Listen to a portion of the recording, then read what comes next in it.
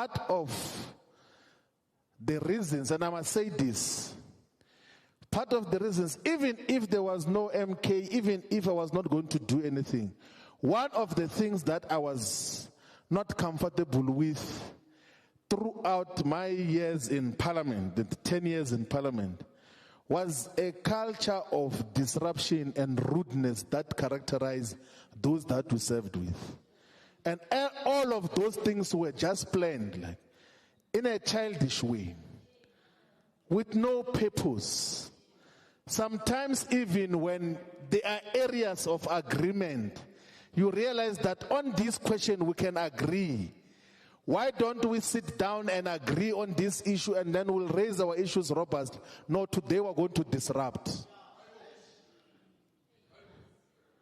It was not something that happened spontaneous. It was planned in a meeting. And I can tell you now that there was only one person who initiated those disruptions. It was not the leadership collective. And that was mistaken to be so-called militancy and radicalism. And we kept on asking, how does this relate to voters on the ground or to the people that sent us here?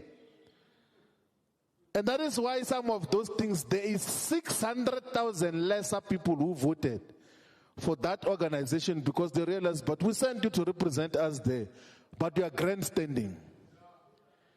So it's one of the things which, even if there was no MK or any other thing, we were going to disassociate from. And we raised it internally. What is the strategic value? What is the tactical value even of wanting to be disruptive? And what then happens? You know, the saddest thing that you will see is that the younger generations that get to associate with that organization, even in councils and legislatures, for no reason they just go and disrupt and engage themselves in violence. And then they think that is being revolutionary because the leader says, no, that is being revolutionary. What kind of revolution is that? That is just disruption even when it's senseless. It's one of the things which will never define and be the character of Maibuye. We'll engage robustly, we'll tell the truth, we'll tell no lies, we'll claim no easy victories. But we will not be disruptive for the sake of it. We will not be disrespectful and just want to disrupt at any given point, even when you have got an opportunity to give leadership and guidance.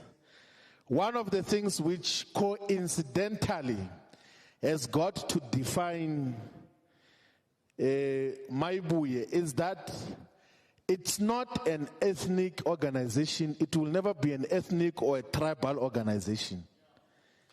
It's truly a national organization. So, you know, now the leadership of Maibuye, at the core level of the leadership, we are like 15 or 16 or 17 people.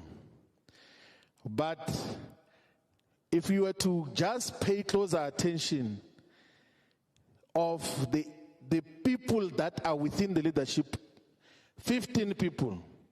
So all the languages of South Africa are represented just in the 15.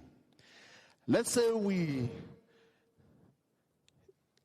say in terms of the language composition of